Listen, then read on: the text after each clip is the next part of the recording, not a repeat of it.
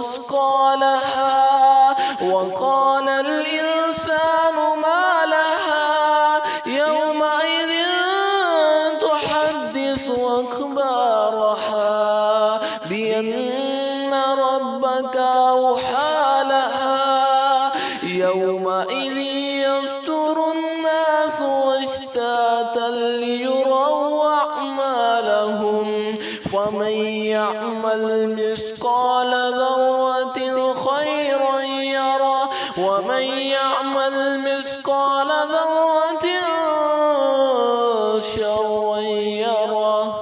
صدق الله.